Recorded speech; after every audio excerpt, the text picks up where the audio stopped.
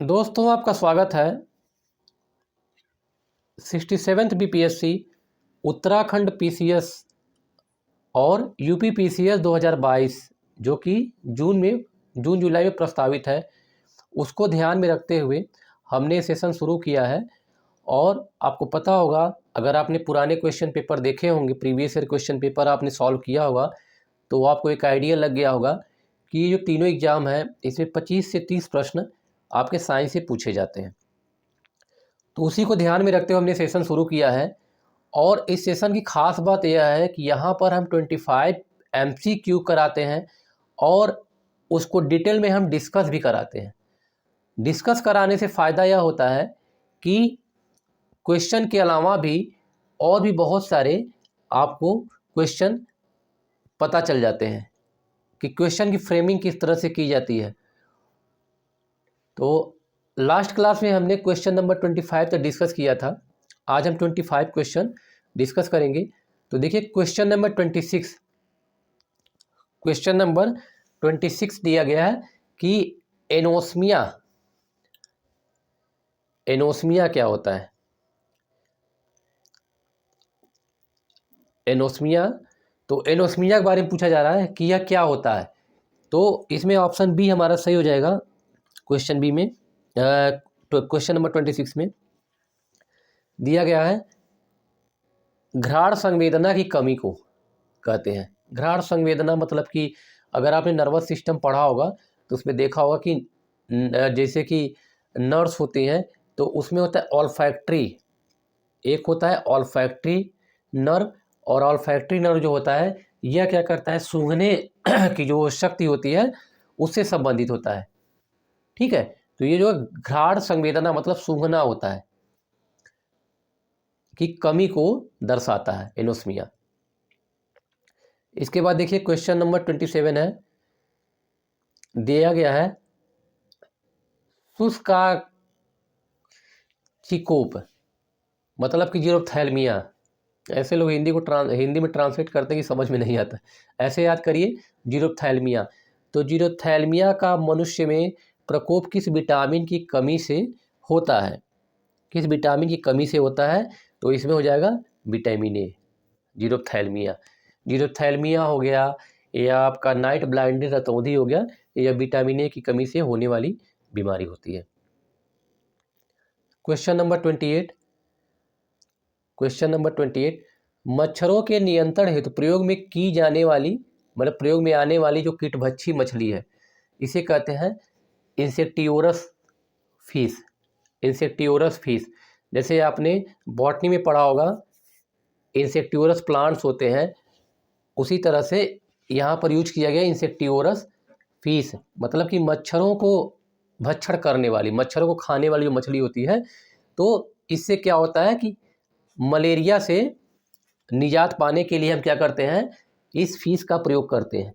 क्योंकि आपको पता होगा कि जो मॉस्किटो के लार्वाज होते हैं वे वाटर के पानी के मतलब जल के ऊपरी सतह पर तैरते रहते हैं। उनके जो एग्स होते हैं मॉस्किटो के, या उनके छोटे बच्चे होते हैं, तो जल के सतह पर मतलब कि तैरते रहते हैं। तो हम क्या करते हैं, उसमें कई तरह के ऑप्शन होते हैं। या तो हम क्या करें, मिट्टी का तेल डाल देते हैं। नाली वगैरह में अगर मिट्टी का तेल हम डाल दें तो मिट्टी की तेल की डेंसिटी क्या होती है, कम होती है वाटर से। तो वाटर क्या होता है, नीचे रहता है, और मिट्टी का तेल ऊपर सतह पर फैल जाता है। तो मॉस्किटो के जो लार्वाज हैं या उनके जो एग्स हैं वे ख़त्म हो जाते हैं, मर जाते हैं। ठीक है, उसी तरह से कीटभक्षी मछली होती है गैम्बूसिया जिसे कहते हैं। तो गैम्बूसिया मछली का प्रयोग किया जाता है, और ये क्वेश्चन बार बार एग्जाम में पूछा गया है, तो इसको याद कर लिया, गैम्बूसिया फिश। इसके बाद देखिए, क्वेश्चन नंबर 29, किस शारीरिक प्रक्रम से प्रोथ्राम्बिन का संबंध है? तो थ्रोम्बिन इसका जो होता है ब्लड क्लॉट से रिलेशन है। ब्लड क्लॉट यानी कि रक्त के जमाव से संबंधित है। प्रोथ्राम्बिन और थ्रोम्बिन एक प्रकार का प्रोटीन होता है जो हमारे ब्लड में पाया जाता है, और यह क्या करता है, जब कभी हमें चोट लग जाती है तो रक्त का थक्का जमाने में या ब्लड क्लॉट करने में मदद करता है।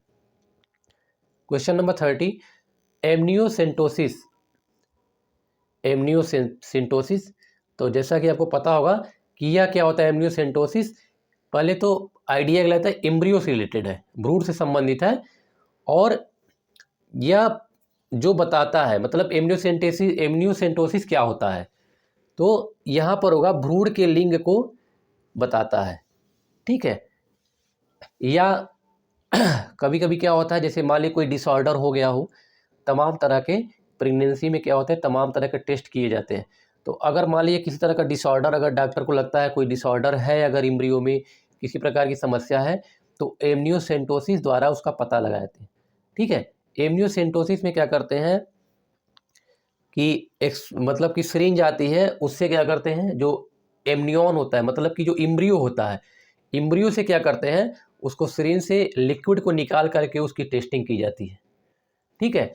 तो उससे लिंग का भी पता चल जाता है कि बच्चा मतलब कि या लड़का है या लड़की है, इस तरह का पता चल जाता है। या कोई अगर डिसऑर्डर हुआ है तो उसका भी पता चल जाता है, ठीक है। तो भ्रूण के लिंग के जांच के लिए यूज होता है। Question number 31, BMD. बीएमडी का पहले तो फुल फॉर्म इसका मतलब कि एब्रीविएशन जानना जरूरी है। फुल फॉर्म बीएमडी होता है बोन मिनरल डेंसिटी।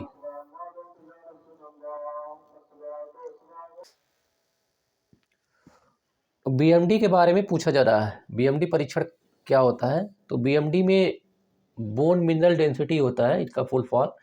तो कई बार एग्जाम में पूछा जा चुका है कि बीएमडी का फुल फॉर्म क्या होता है, तो बोन मिनरल डेंसिटी मतलब कि क्या होगा, जो हमारी अस्थियां हैं, बॉडी में जो हड्डियां होती हैं, उनसे जो उनका जो मिनरल्स होता है, जैसे कि कैल्शियम, फास्फोरस, ठीक है, इसका लॉस होने लगता है।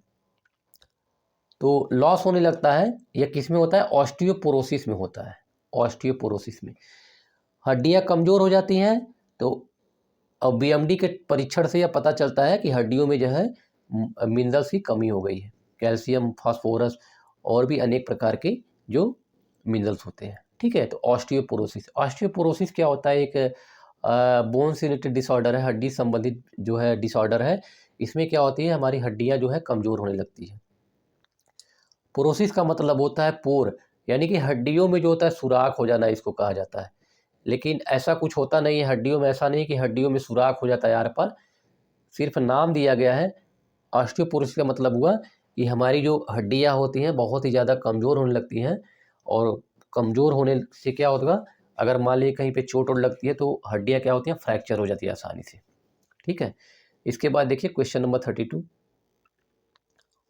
गोल्डन राइस के बारे में पूछा गया है और ये रिसर्च का टॉपिक है।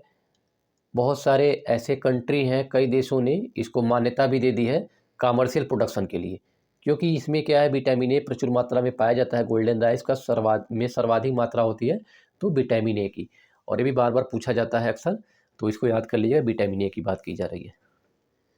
यदि कोई व्यक्ति हरी सब्जियां खाना बंद कर दे तो उसमें रतौंधी हो जाती है। तो ये तो मान लीजिए कि मतलब एग्जैक्ट सही नहीं है, ऐसा नहीं है कि कोई अगर हरी सब्जियां खाना बंद कर देगा तो उसको रतौंधी बीमारी हो जाएगी, ठीक है। लेकिन पार्शियली क्या है, सही है, क्योंकि हरी सब्जियों में विटामिन ए की मात्रा, बहुत सारी हरी सब्जियां हैं जिसमें विटामिन ए की मात्रा पाई जाती है, ठीक है। तो यह सही हो सकता है। रीजन देखिए, क्योंकि उसमें विटामिन ए की कमी हो जाएगी, ठीक है। तो उसे रतौंधी हो जाएगा क्योंकि उसमें विटामिन ए की कमी हो जाएगी। तो इसको अगर देखें हम, तो आपका ये पहला वाला असर्शन रीजन दोनों सही हो जाएगा, और एक्सप्लेन भी कर रहा है, असर्शन को रीजन जो है एक्सप्लेन कर रहा है, क्योंकि क्योंकि यहाँ पर उसे रतौंधी हो जाएगा। रतौंधी क्यों होगा, क्योंकि विटामिन ए की कमी हो जाएगी। तो विटामिन ए की कमी से आपको पता है नाइट ब्लाइंडनेस, रतौंधी हो जाती है, ठीक है। तो पहला वाला सही हो जाएगा। डिब्रीज, ह्यूगो डिब्रीज का आपने नाम सुना होगा, ह्यूगो डी ह्यूगो डिब्रीज, ठीक है। ह्यूगो डिब्रीज, ह्यूगो डिब्रीज एक साइंटिस्ट थे जिन्होंने म्यूटेशन के बारे में बताया, म्यूटेशन पे रिसर्च किया था। तो यहाँ देखिए क्या है, उत्परिवर्तन का सिद्धांत, तो ह्यूगो डिब्रीज ने उत्परिवर्तन का सिद्धांत दिया था, ओके। उत्परिवर्तन का सिद्धांत, तो डी वाला ऑप्शन सही हो जाएगा। एसएससी 2014 में पूछा गया है। इसके बाद देखिए इंसुलिन, इंसुलिन क्या होता है, आपको हमने बताया था वो साइंस वाले प्लेलिस्ट में जाकर देख लीजिएगा, वहाँ मैंने अच्छे से इंसुलिन और ग्लूकागॉन हार्मोन्स के बारे में डिस्कस किया है, जो बायोलॉजी का प्लेलिस्ट है। तो इंसुलिन और ग्लूकागॉन 2 प्रकार के हार्मोन्स होते हैं, और ये इंसुलिन का काम क्या होता है, जो हमारे ब्लड में जो एक्स्ट्रा ग्लूकोज होता है, कहने का मतलब है अगर किसी ने मान लीजिए 4-5 रसगुल्ले खा लिए, ज़्यादा मीठा खा लिया, तो अचानक क्या होता है, ब्लड का ग्लूकोज लेवल बढ़ जाता है। और आपको पता होगा 70 to 110 डेसीलीटर पर ml पर क्यूबिक mm, ठीक है, ml। तो 70 से 110 डेसीलीटर जो हमारा ब्लड होता है, नॉर्मल ब्लड ग्लूकोज लेवल है, ठीक है। और अचानक क्या होता है, अगर बहुत ज़्यादा किसी ने शुगर ले लिया, ठीक है, चीनी खा लिया या मीठा खा लिया, तो अचानक क्या होगा, हो सकता है कि 250 से 300 हो जाए, या 300 या 400 हो सकता है। तो इस कंडीशन में क्या होगा, इंसुलिन का काम आता है। इंसुलिन का रोल इसमें होता है। इंसुलिन क्या करेगा, जो एक्स्ट्रा ग्लूकोज लेवल है, मतलब 110 या 120 के ऊपर का जो ग्लूकोज लेवल है, उसको क्या करेगा, ग्लूकागॉन में कन्वर्ट कर देगा, ग्लाइकोजन में कन्वर्ट कर देगा, ग्लाइकोजन में। और वह ग्लाइकोजन लीवर में स्टोर हो जाता है। फिर हमें जब एनर्जी की आवश्यकता होती है, तो ग्लूकागॉन हार्मोन्स क्या करता है, ग्लाइकोजन को पुनः क्या करता है, ग्लूकोज में कन्वर्ट कर देता है, ठीक है। तो इसके आधार पे देखें क्वेश्चन पूछा क्या जा रहा है, इंसुलिन का काम क्या होता है, ठीक है, आपको एक आइडिया लग गया होगा। तो इसमें देखिए नलिकाओं को संकुचित, ये तो गलत हो जाएगा, ठीक है, ऑप्शन आप खुद ही निकाल सकते हैं। रुधिर शर्करा को बढ़ाती है, तो ये तो मतलब सरासर गलत ही है, उसको अपोज कर रहा है। शर्करा को बढ़ाती कहाँ पे है, इंसुलिन तो कम करने का काम करती है ना। उसके बाद स्तन श्रवण को, ये तो बिल्कुल होगा ही नहीं, ठीक है, मिल्क इंजेक्शन से रिलेटेड हो, तो ये तो बिल्कुल नहीं होगा। देखिए रुधिर शर्करा को घटाने का काम करता है, मतलब जो एक्स्ट्रा ग्लूकोज को क्या करता है, नॉर्मल लेवल पे लाने का काम करता है। तो मान लीजिए 400 मिलीग्राम पर डेसीलीटर हो गया, ठीक है, हमने वहाँ पे थोड़ा यूनिट गलत बता दिया था, 400 मिलीग्राम पर डेसीलीटर हो गया। तो 400 मिलीग्राम पर डेसीलीटर को क्या करेगा, यह 110 तक ले आएगा, ठीक है, 110 तक ला देगा, 110 तक लाएगा। तो ये जो एक्स्ट्रा ग्लूकोज है, इसको क्या किया, इसने कम कर दिया और ग्लाइकोजन में कन्वर्ट कर दिया। ओके, समझ में आ गया होगा। खुले परिसंचरण तंत्र वाले जानवरों में होता है। 2 प्रकार का ब्लड सर्कुलेटरी सिस्टम पाया जाता है। यहाँ लिखा है कि open circulation, open circulatory system. तो 2 प्रकार का होता है, एक ओपन होता है, क्लोज होता है।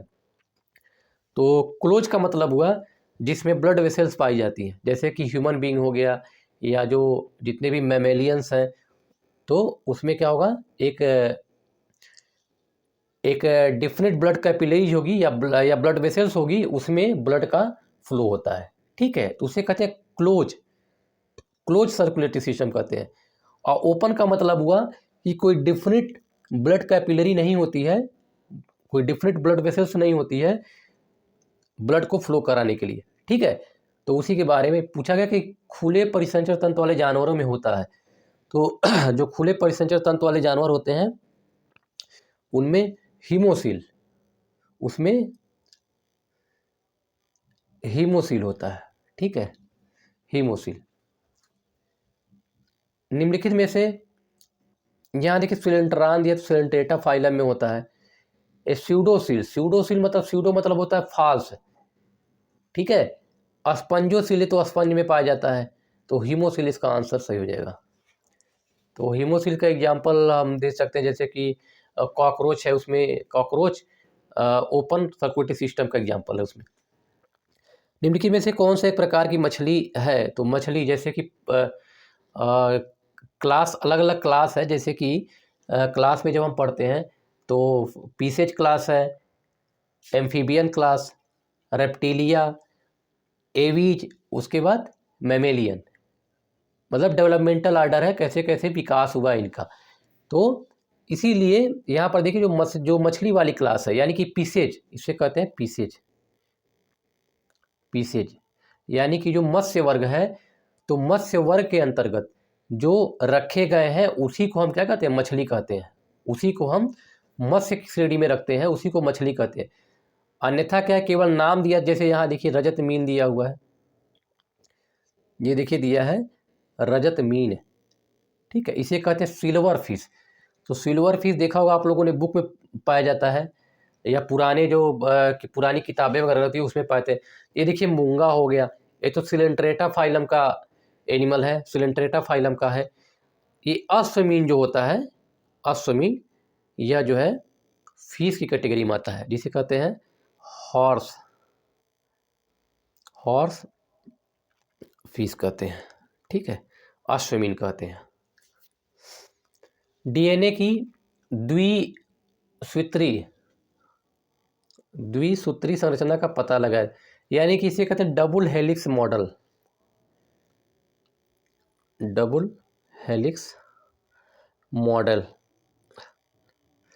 डीएनए का। तो आपने देखा होगा, अगर देखा होगा तो याद है, इस तरह से कुछ संरचना होता है, ठीक है, क्रोमोसोम इस तरह से कुछ संरचना होती है, ठीक है। तो इसे डीएनए का डबल हेलिक्स मॉडल कहते हैं या क्रोमोसोम का डबल हेलिक्स मॉडल कहते हैं। तो इसका खोज किसने किया था? वाटसन एंड क्रिक ने, अक्सर पूछा था एग्जाम में। निम्नलिखित में से किसे जैविक खाद या बायो फर्टिलाइजर के रूप में प्रयुक्त किया जाता है? थोड़ा सा मेरी आवाज़ जो है बदली हुई है, क्योंकि गला खराब होने की वजह से थोड़ी सी प्रॉब्लम हो रही है। वो बायो फर्टिलाइजर जैविक खाद के रूप में प्रयोग किया जाता है। तो यहाँ पर देखिए एजोला, एजोला को हम एज अ बायो फर्टिलाइजर के रूप में प्रयोग करते हैं। रेशम कीट, रेशम कीट, तो रेशम कीट जो है किस पर पनपता है? तो सुना होगा आप लोगों ने या पढ़ा होगा, मलबरी जो लीव्स होती हैं, शहतूत की पत्तियां, शहतूत की पत्तियों पर रेशम कीट पनपता है, ठीक है। फ्लेमिंग ने क्या खोजा था?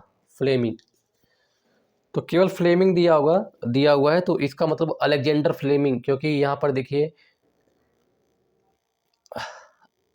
अलेक्जेंडर फ्लेमिंग की बात की जा रही है, ठीक है, अलेक्जेंडर फ्लेमिंग।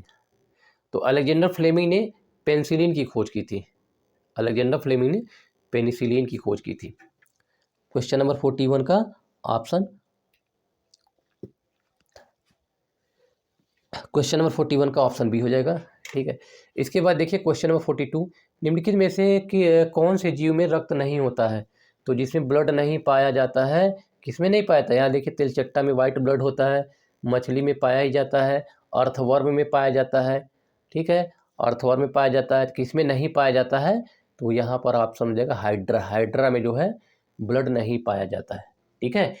केचुए में ब्लड पाया जाता है, लेकिन यहाँ पर जो हीमोग्लोबिन होती है वह डिजॉल्व स्टेट में, हीमोग्लोबिन का हम काउंट नहीं कर सकते, ठीक है, केचुए में डिजॉल्व स्टेट में पाया जाता है। इसके बाद देखिए लाल रुधिर कोशिकाओं, आरबीसी, रेड ब्लड कॉर्पसल्स का जो फॉर्मेशन है हमारे शरीर किस भाग में होता है? तो जो लॉन्ग बोन होती है, जैसे कि फीमर हो गया, फीमर या टिबियो फिबुला, या फिर मतलब कि जहाँ जिसमें एक पाइप की तरह होता है और बीच में मैट्रिक्स भरा होता है, मैट्रिक्स बीच में भरा होता है, जिसे हम कहते हैं अस्थिमज्जा कहते हैं, ठीक है। Bone marrow, MARROW, bone marrow कहते हैं अस्थिमज्जा। तो अस्थिमज्जा में ही आरबीसी का फॉर्मेशन होता है। और अगर पूछा जाए कि आरबीसी का लाइफ स्पैन कितना होता है, जीवन काल, तो जीवन काल कितना होता है? 120 डेज होता है, आरबीसी का लाइफ स्पैन 120 डेज होता है। इसके बाद अगर पूछा जाए आरबीसी जब 120 दिन हो जाता है, 120 दिन बाद जब ये डेड हो जाती है, तो इसको कहाँ पर इसको नष्ट किया जाता है? तो वहाँ पर हो जाएगा स्प्लीन, स्प्लीन, ठीक है, स्प्लीन होता है। और इसी को ग्रेवयार्ड ऑफ आरबीसी भी कहते हैं, स्प्लीन, प्लीहा में। फिर देखिए निम्नलिखित में से कौन से रोग का कारक जो जीवाणु नहीं होता है? जीवाणु द्वारा होने वाली बीमारी कौन सी नहीं है? बैक्टीरिया से कौन सी बीमारी नहीं होती है? तो देखिए सामान्य सा एक क्वेश्चन पूछा गया, एड्स जो होता है आपको पता है कि एड्स जो होता है वायरल डिसऑर्डर है, वायरल डिजीज है, वायरस से होने वाली बीमारी, विषाणु से होने वाली बीमारी है। ये देखिए हैजा यानी कि कॉलरा बैक्टीरिया से होता है। एक काली खांसी, होपिंग कफ, या देखिए डिप्थीरिया दिया है, डिप्थीरिया भी क्या होता है, बैक्टीरियल डिजीज है। तो एड्स जो होता है वायरस से होने वाली बीमारी है। निम्नलिखित उपकरणों में से कौन किसको रक्तचाप मापने के लिए प्रयुक्त किया जाता है? ब्लड प्रेशर किससे मेजर किया जाता है? बहुत ही आसान सा सवाल है, that is sphygmomanometer. Blood pressure is measured by sphygmomanometer, SPHYGMO MANO मैनो METER, sphygmomanometer द्वारा इसको किया जाता है। ठीक है, इसके बाद देखिए बीटी बैगन। बीटी बैगन, तो बीटी बैगन क्या है, जेनेटिकली मॉडिफाइड है। तो यहाँ देखिए दिया गया आनुवंशिक रूप से परिवर्तित बैगन है, जेनेटिकली मॉडिफाइड यह ब्रिंजल है। बीटी ब्रिंजल जेनेटिकली मॉडिफाइड किया गया। आनुवंशिकता, जेनेटिक्स के जनक के रूप में किसको माना जाता है, यानी कौन विख्यात है? Who is the father of genetics? तो बताया था ग्रेगर जॉन मेंडल। और ग्रेगर जॉन मेंडल के बारे में अगर पूछा जाए, इन्होंने अपना एक्सपेरिमेंट किस पर किया था, प्रयोग किस पे किया था, तो गार्डन पी, मटर पर प्रयोग किया था। और उन्होंने 7 कैरेक्टर को ध्यान में रख के उस पर एक्सपेरिमेंट अपना किया था।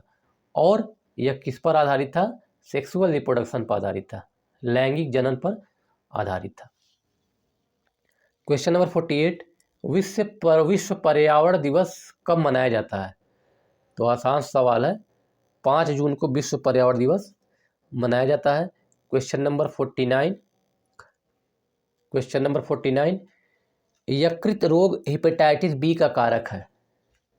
तो हेपेटाइटिस बी सबसे पहले तो क्या होता है कि जॉन्डिस, और जॉन्डिस अगर लंबे समय तक रहा, पीलिया जिसे कहते हैं, अगर लंबे समय तक रहा तो लीवर में इन्फेक्शन बढ़ जाता है और धीरे धीरे हेपेटाइटिस बी का रूप ले लेता है।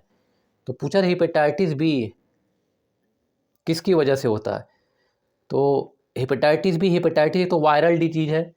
सबसे पहले आपको पता होना चाहिए कि विषाणु से होने वाली बीमारी है।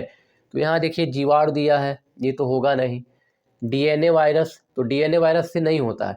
और प्लेटी हेलमिंथेस के अंतर्गत फीता क्रीम वगैरह आते हैं, ये तो होगा नहीं। तो कन्फ्यूजन हो रहा है ए और बी में। ए और बी में हमें क्या है, कन्फ्यूजन हो रहा है। ठीक है, तो यहाँ पर देखिए हमेशा याद रखिए, एक याद कर लीजिए कि डीएनए वायरस से नहीं होता है, आरएनए वायरस से होता है। ठीक है, क्योंकि वायरस के कई टाइप होते हैं। एक तो डीएनए वायरस होता है जिसमें केवल डीएनए पाया जाता है, एक आरएनए वायरस जिसमें केवल आरएनए पाया जाता है। ठीक है, तो आरएनए वायरस द्वारा होता है। इसके बाद देखिए निम्नलिखित में से कौन सा पादप हार्मोन्स नहीं है? कौन सा plant hormone, which of the following not comes under the category of plant hormones? तो यहाँ देखिए ethylene, gibberellin, cytokinin, cytokinin, auxin, ये सारे क्या होते हैं, प्लांट हार्मोन्स होते हैं, पौधों में पाए जाने वाले हार्मोन्स होते हैं। यहाँ देखिए इंसुलिन के बारे में बताया गया। तो इंसुलिन क्या होता है, एनिमल हार्मोन्स होता है। अभी बताया था एक्स्ट्रा ग्लूकोज को ग्लाइकोजन में कन्वर्ट करने का काम आता है। ठीक है, तो हमारे 25 क्वेश्चन कंप्लीट हो गए। आप इसको बार बार देखेंगे तो आपका कॉन्सेप्ट क्या होगा, क्लियर हो जाएगा। जो नॉन साइंस बैकग्राउंड की स्टूडेंट हैं उनके लिए तो ये बहुत ही ज़रूरी है, वे लोग इस वीडियो को ज़रूर देखें और चैनल को सब्सक्राइब करें, वीडियो को लाइक करें। ओके।